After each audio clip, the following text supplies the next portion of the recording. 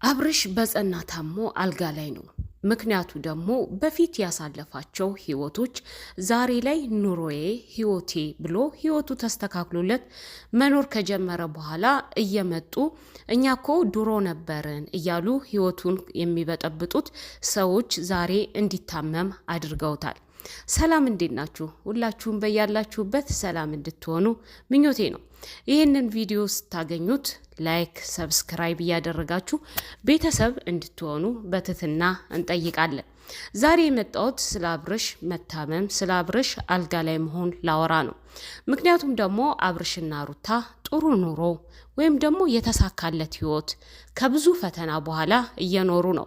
ሆኖም ግን አንዳንድ ሰዎች በበፊት ህይወታቸው የነበሩ ዛሬ የነሱ ህይወት መስተካከሉን አይተው ቤተሰብ ከመሰረቱ በኋላ እንዲሁም ደግሞ እውነት ይሁን ውሸት ይሁን ባይታወቅም ሩታ እርጉዝ መሆኗ ከታወቀ በኋላ በጣም ብዙ ያሳለፏቸው ህይወቶች ዛሬ ወደ ህይወታቸው እየገቡ ኑሯቸውን እየበጠበጡት ነው።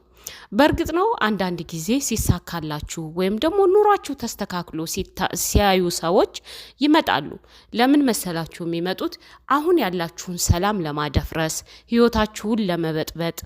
አሁን ላይ የተስተካከለ ህይወት ካላችሁ ያ ነገር ሆን ብለው ማበላሸት ስለሚፈልጉ እንጂ ለናንተ አስበው አይደለም። ለናንተ ቢያስቡ ኖሮ ገና መጀመሪያ ህይወታችሁን አይበጠብጡትም ነበረ፣ አያፈርሱትም ነበረ።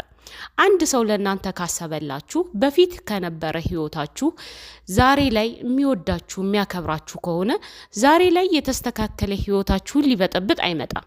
ይህ የኔ ሀሳብና የኔ እምነት ነው። አንድ ሰው የምትወዱት ከሆነ ያን ህይወቱን እንዲኖር ትተውታላችሁ፣ ትፈቅዱለታላችሁ፣ በሰላም እንዲኖር ታደርጉታላችሁ። ያ ነው እንግዲህ ትልቁ ነገር የሰው ልጅ መውደዱን የሚገልጸው።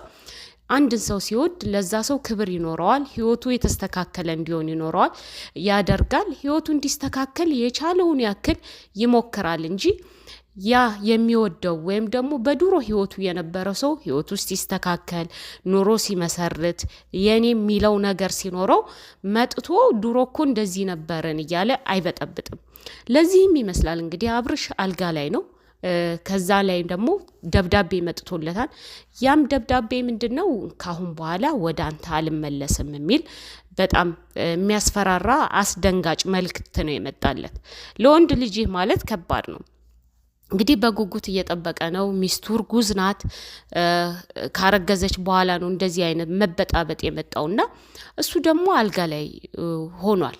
በነገራችን ላይ እንደዚህ አይነት ነገር ሲገጥመን አልጋ ላይ መሆን ሳይሆን የሚያስፈልገው ጠንከር ቆፍጠን ወንድ መሆን ነው ያለበት። መፍትሄዎቹን መፈለግ፣ በምን አይነት መንገድ ሚስቱን መመለስ እንዳለበት፣ ሩታን ወደ ቤቱ መመለስ እንዳለበት አቅጣጫዎችን መምረጥ ማየት አለበት ብዬ ነው የማስበው እንጂ ኩርሽም ብሎ አልጋ ላይ ስለተኛ ህይወት ትስተካከላለች ማለት አይደለም።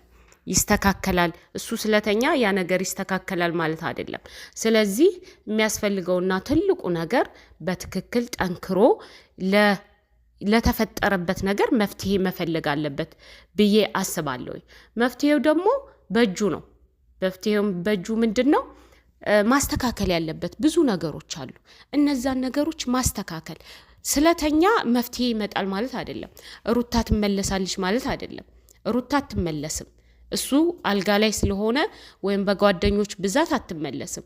መፍትሄ ሚስቱን ማረጋጋት፣ ከእሷ ጋር ህይወት እንደተመቸው ማስረዳት አለበት እንጂ እሱ ስለተኛ እንደዚህ ብሎ ያለ ምግብ ነገ መታመም አለ። በጣም የምትወዱት በጣም የምንወደው በጣም ብዙዎች ነንና መመከር አለበት ብዬ አስባለሁ። መነሳት አለበት፣ መፍትሄ መፈለግ አለበት። አልጋ ላይ ስለተኛ ሩታ ትመለሳለች ማለት አይደለም። የበፊት ህይወቱ ሊያበላሹበት በበፊት ህይወቱ የነበሩ ሰዎች ናቸው እየመጡ ህይወቱን እየረበሹት ያሉትና በአካባቢው ያሉ ሰዎች እንዲሁም ደግሞ በበፊት የነበሩ ሰዎች ናቸው ህይወቱ እንደዚህ ምስቅልቅሉን ያወጡትና መተኛቱ ምግብ አለመብላቱ መፍትሄ ነው ብዬ አላስብም። እንደ ወንድ ልጅ ጠንከር ብለህ ቆፍጠን ብለህ መፍትሄ መፈለግ አለብህ።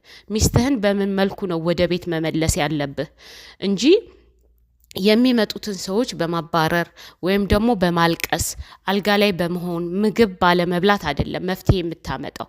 ስለዚህ ተነስተህ ጠንከር ብለህ መፍትሄ መፈለግ አለብህ ብዬ አስባለሁ። የኔ ሀሳብ ይሄ ነው። የእናንተ ሀሳብስ ምን ይመስላችኋል? ይህንን ቻለን አብረን እናሳድገው። ብዙ መልካም ነገሮችን እንደዚህ አንዳንድ ቁም ነገሮችን እንወያይበታለን፣ እንማማርበታለን ብዬ አስባለሁ። ለዛሬ በዚሁ አበቃው። በሌላ ቪዲዮ እስከምንገናኝ ሰላም ሁኑልኝ።